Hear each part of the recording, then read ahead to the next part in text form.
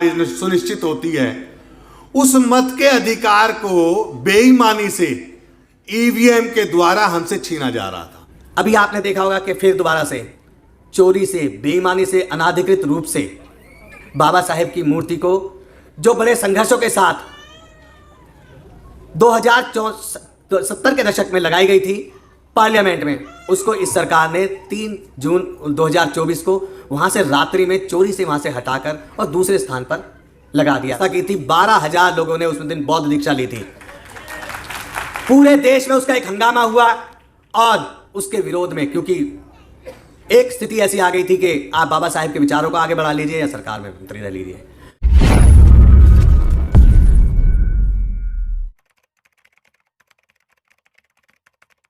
ऊपर रहती है।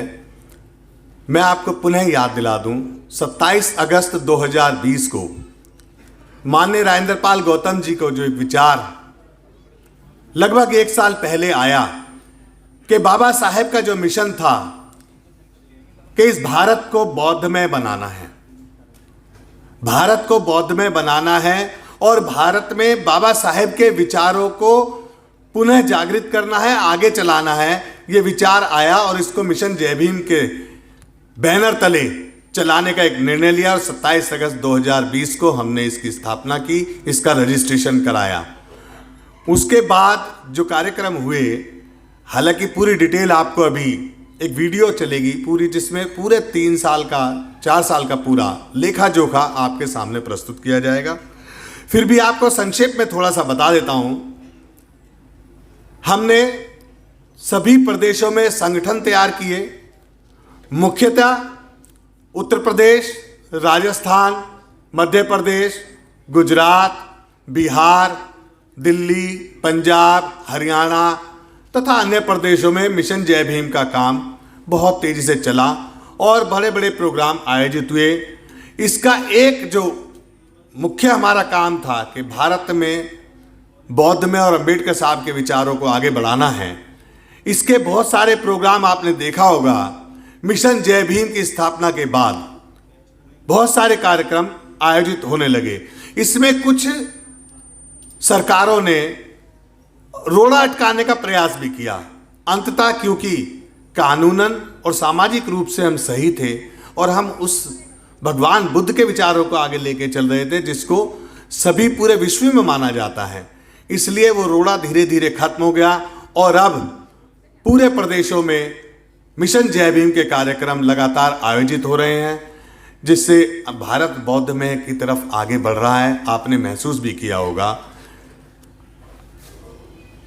इस कार्यक्रम को ज़्यादा आगे बढ़ाने के लिए सबसे पहले जो हमने एक बीड़ा उठाया था कि एक मिशन जय भीम का राष्ट्रीय कार्यालय भी और विपश्यना एवं सांस्कृतिक केंद्र हमने स्थापित किया। 6000 गज जमीन औचंदी में हमने ली थी, जिसका हमने कंस्ट्रक्शन बाउंड्री वॉल करा दी, उसमें कुछ कमरे बना दिए और भगवान बुद्ध की मूर्ति 2 जून 2024 को स्थापित की है।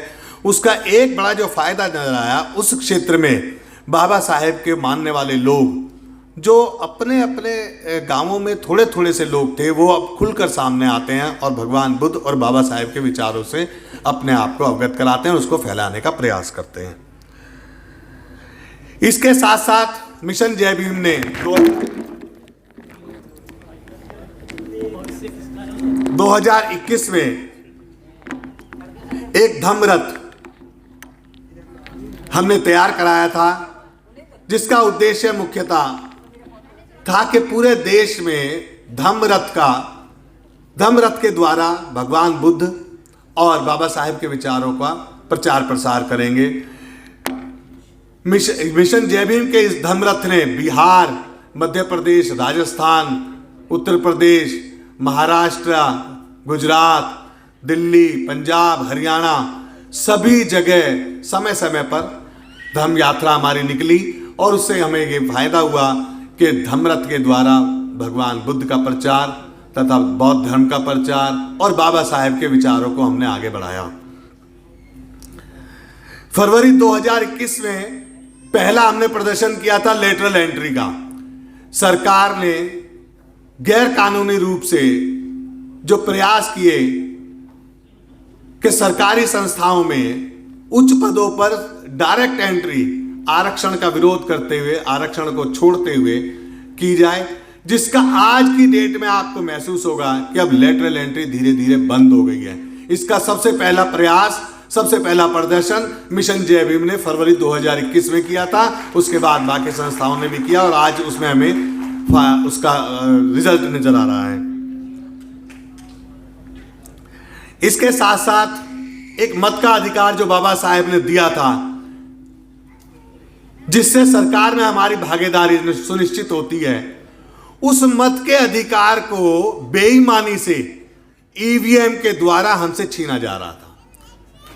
मिशन जय भीम ने अन्य संस्थाओं के साथ मिलकर इस चुनाव में मुख्यतः, बाकी शुरू से ही, पहले से ही ईवीएम का पूरा जोर से विरोध किया और उसका नतीजा ये हुआ कि ईवीएम का इस बार दुरुपयोग कम हुआ और जो सरकारें बेईमानी से बनती थी उसमें आपने महसूस किया कि उनकी संख्या थोड़ी कम हुई।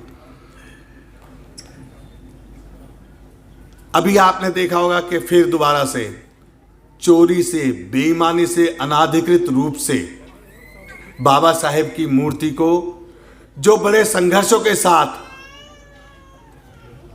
2070 के दशक में लगाई गई थी पार्लियामेंट में, उसको इस सरकार ने 3 जून 2024 को वहां से रात्रि में चोरी से वहां से हटाकर और दूसरे स्थान पर लगा दिया। वो मूर्ति नहीं, हमारे भारतीयों की एक बड़ी आस्था है। 14 अप्रैल को और 6 दिसंबर को वहाँ बड़ा मेला लगता है। उसको ख़त्म करने के लिए, मुख्यतः उसको ख़त्म करने के लिए ये मूर्ति वहाँ से हटाई गई है। उसका मिशन जय भीम अन्य संस्थानों के साथ मिलकर पूरा विरोध कर रहा है और प्रयास है कि उस मूर्ति को दोबारा वहीं लगवाया जाएगा। एक बहुत मुख्य कार्यक्रम हुआ 5 अक्टूबर 2022 को। मिशन जय भीम के उद्देश्यों में एक उद्देश्य सबसे मुख्य था कि 2025 तक 10 करोड़ लोगों को बौद्ध दीक्षा भारत में हम दिलवाएंगे, जिसका पहला कार्यक्रम 5 अक्टूबर 2022 को BR अम्बेडकर भवन में आयोजित किया गया। 5000 के लिए हमने व्यवस्था की थी, 12,000 लोगों ने उस दिन बौद्ध दीक्षा ली थी।